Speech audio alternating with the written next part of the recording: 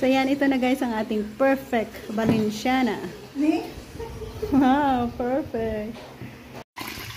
Ang una natin gagawin para sa ating malagkit ay hugasan natin. Pagkatapos natin hugasan, ibabad natin sa turmeric. Hugasan maigi, and then next, ibabad natin ng mga ilang oras sa turmeric powder. 5 cup or 5 baso ng ating glutinous rice. Lagyan natin ng turmeric powder.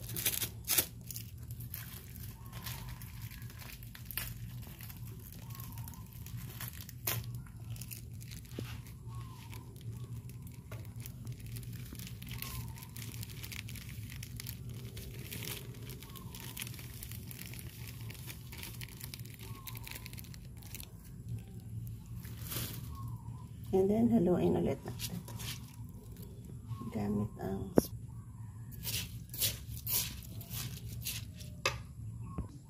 yan, set aside natin yan hanggang sa matanggal yung kanyang may tubig yung konti. Ma-absorb niya yung tubig. Yan. Hanggang sa ma-absorb ang tubig na yan, and ready to cook na tayo. Yan guys, magsa-start na tayo sa pag-isa ng mga ingredients na ating i-add on doon sa ating Valenciana. My own version. Onion, garlic.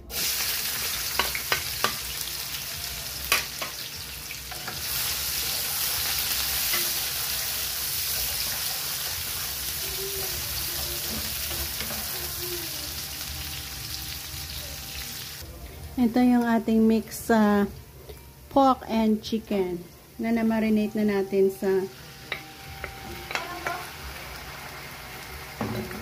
soy sauce, black pepper at konting asin. Next, pwede na natin i-add ang atay ng ating manok. Atay ng manok.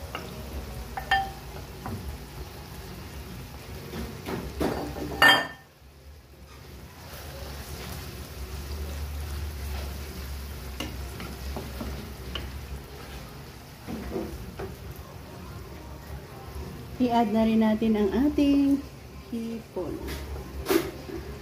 Yan, ganti na tayo sa pagluto dyan.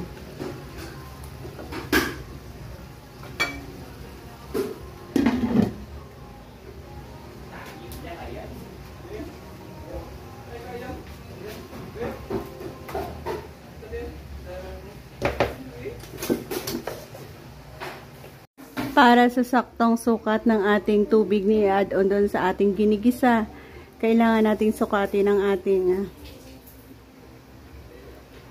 malagkit na bigas. Dito natin i-tutuin.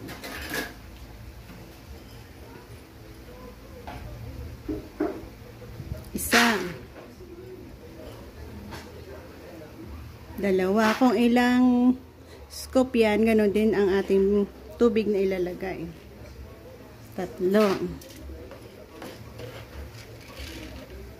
4. Ito ay sinok natin ito sa turmeric.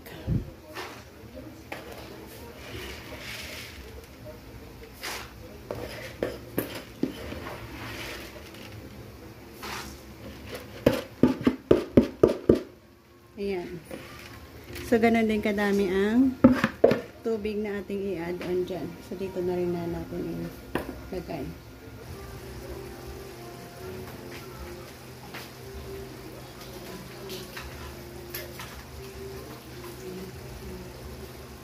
Oyster sauce.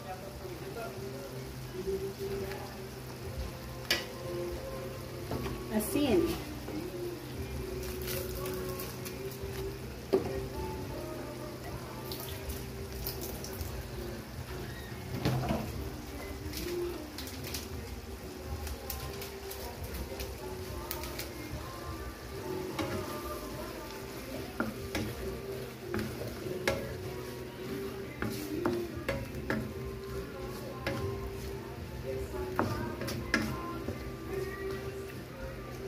Lagyan natin ng tubig.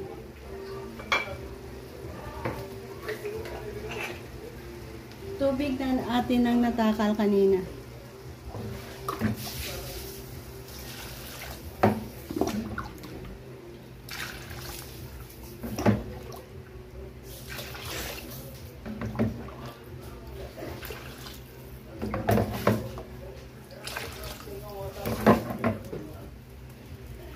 Ayan, ganyan kadami yung ating tubig i-add on.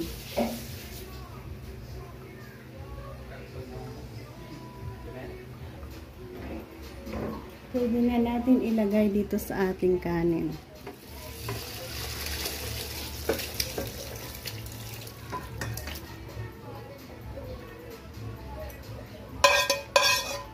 At isalang natin ito sa mahinang apoy hanggang sa maluto. Nilagyan natin ng dahon ng saging ang pinaka-bata niya. Yan. Sa malaking kaldero, takpan, lutuin sa pinakamahinang apoy hanggang sa maluto. So, mayroon pala tayong i-add on na dry peas. 2 can na dried peas ang ating i-add on dyan.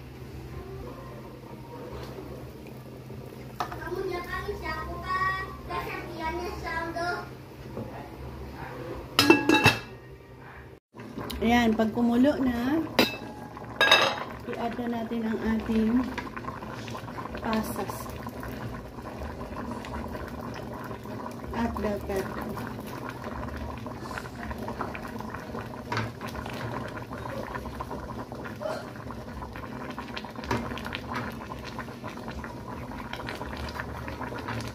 Continue tayo hanggang sa mag-dry.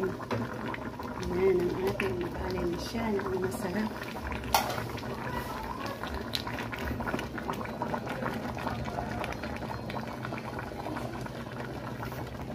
Yan, ito na yung ating valenciana ready to transfer.